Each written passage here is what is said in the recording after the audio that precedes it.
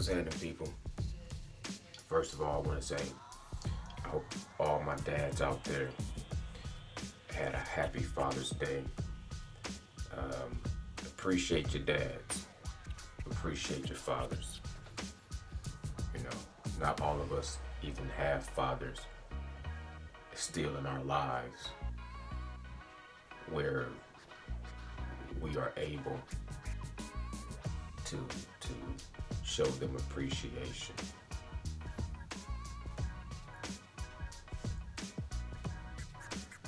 Got an opportunity to check out Tyson's Fury fight.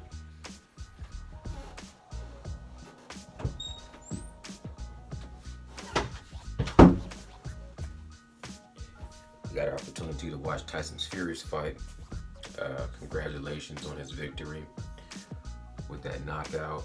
A lot of people right now is comparing his skills to Muhammad Ali. I get that.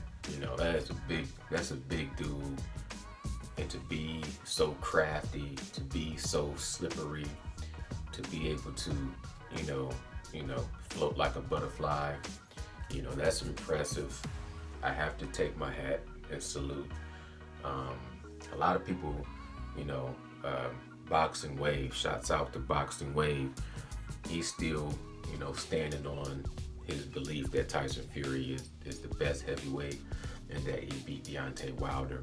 I know a lot of people out there still believe that Tyson Fury defeated, Deontay Wilder. If that's your opinion, I'm cool with that. I understand that. I feel like it was a draw, but at the end of the day, I felt like the man got off the canvas 2 times.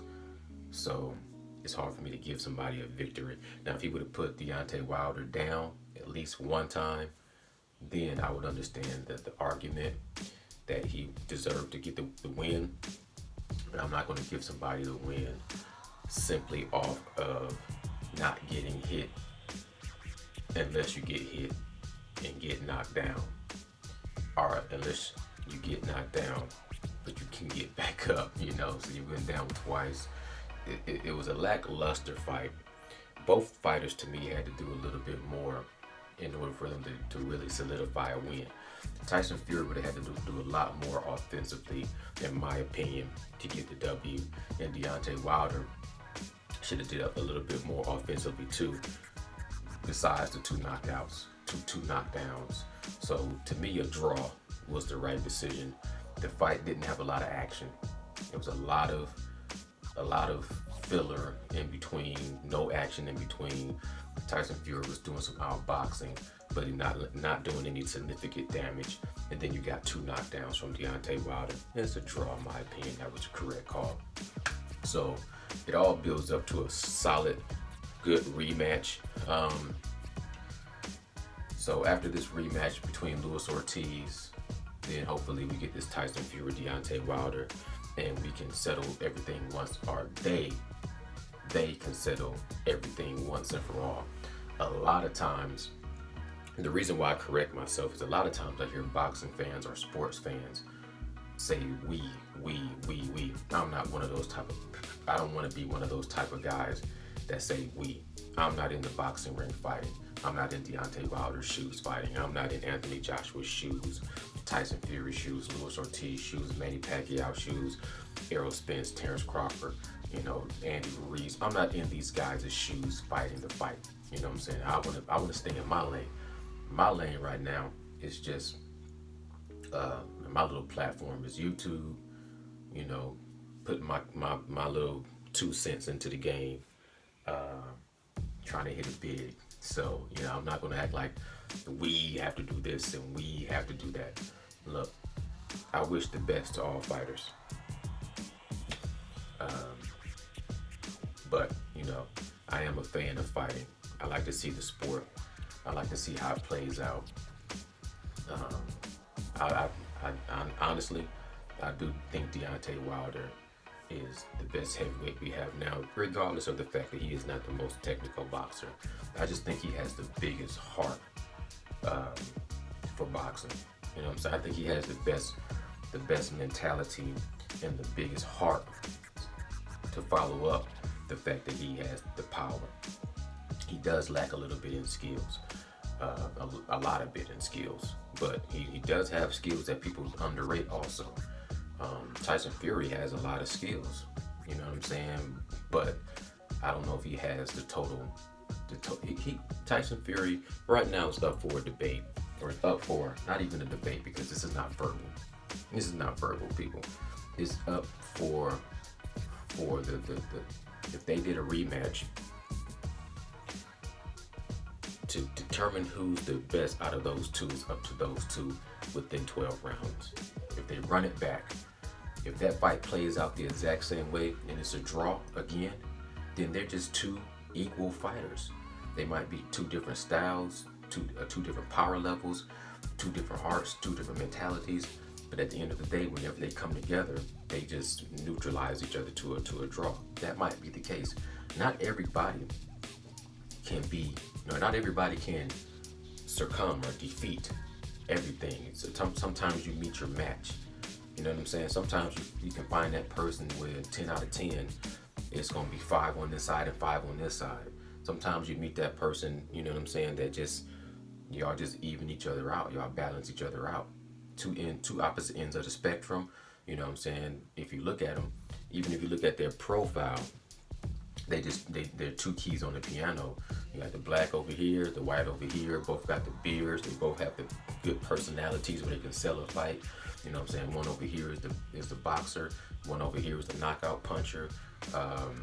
They just opposites. So when they come together, that doesn't necessarily mean that one has to overpower the other. You know what I'm saying?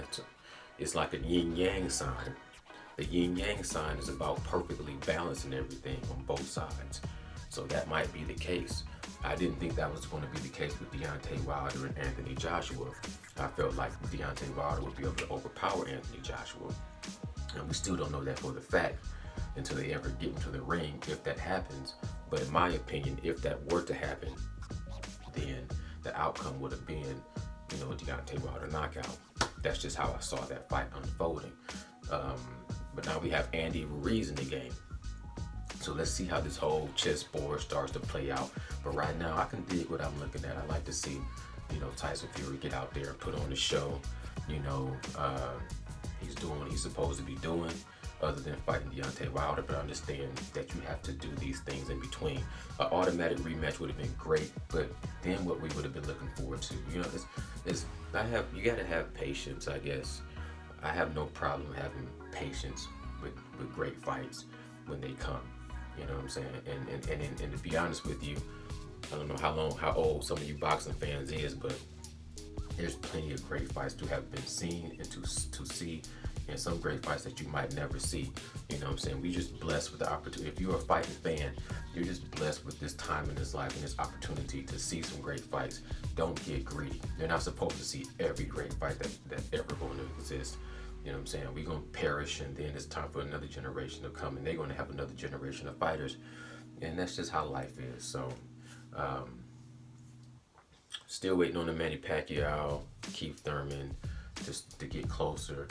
I hope all the fighters that's dads enjoyed their Father's Day. Deontay Wilder, I know that's one thing I like about Deontay Wilder, is that he's a dedicated father. And I don't know, did Anthony Joshua even have kids? I don't think he had kids, and that's another thing that makes a big difference on your heart and your will as a champion. You know what I'm saying? Sometimes when you're a champion, you're just doing things for yourself, and you're doing things for legacy, and you're doing things to be great. Sometimes you can come up short, but sometimes when you have something when you're fighting for something other than yourself, like when you're fighting for your family and your kids, that gives you an extra motivation to do even better than you could ever do when you're just relying solely on your own willpower. So shouts out to all the boxing dads out there from Nocturnal Thoughts. I appreciate y'all time. I appreciate y'all dads. Some of us don't have no dads, and some of us lost our dads. And when they're gone, they're gone.